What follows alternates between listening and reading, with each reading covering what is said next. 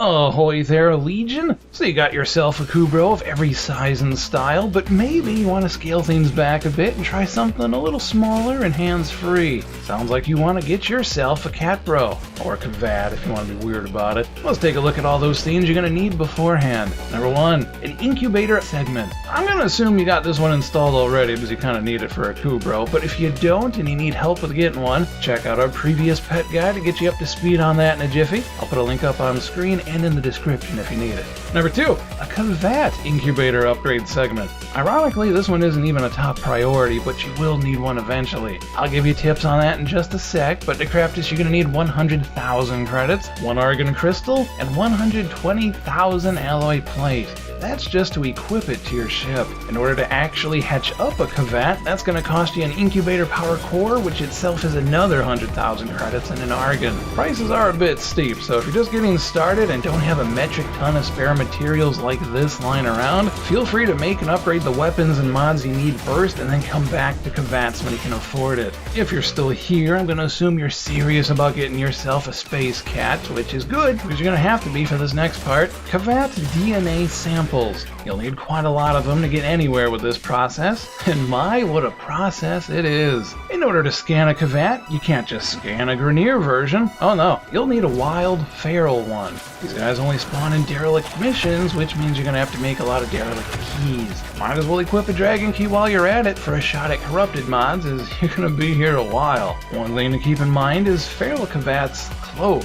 So you're going to need to use a scanner just to see them. If you're lucky, you might spot them shimmering like Predator before, say, you activate a survival mission. But as that only works when they aren't already aggroed on anything, and since they can wander all over the level, probably not going to happen very often. So on paper, that might not sound too bad, but in practice, you're going to have to take a few steps, scan, take a few more steps, scan, and on the really long, twisted, broken, derelict tile sets, this can get monotonous quick. Though, if you sometimes see infested fighting something instead of you, that's a good time to whip out the scanner and take a look. Let's say you found one, but how do you actually scan it? Well, assuming you got one of the scanners equipped with ammunition for the shot, go figure these things are both fast, jittery, and really skinny, so holding the scanner on them long enough to take an action shot isn't in the cards. If you're not taking a picture of them docile, you're going to need an ability to stop them in their tracks long enough to scan them, but not strong enough to kill them, as you can't scan a corpse. I opted to take Inaros, as he can lock him down fairly safely with his stun, but take whoever you like.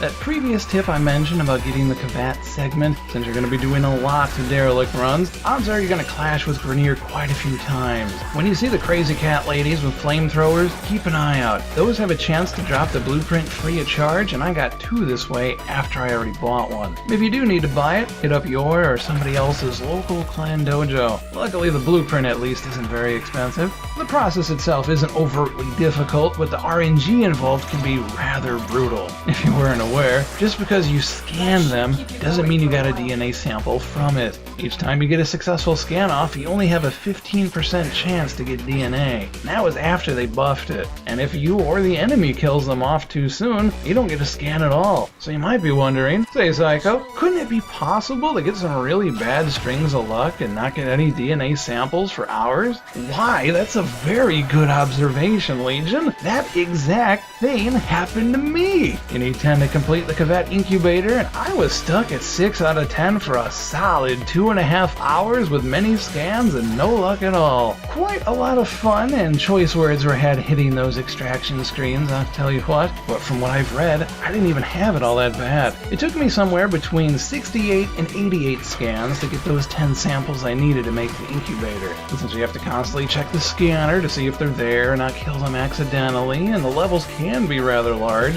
you can't exactly rush this process. You're just gonna have to sit there and grind the hours required to get them. And if you're doing this solo like I was, and the game just laughs at you and gives you 0 credit back to back to back, it can be a rather soul-crushing experience.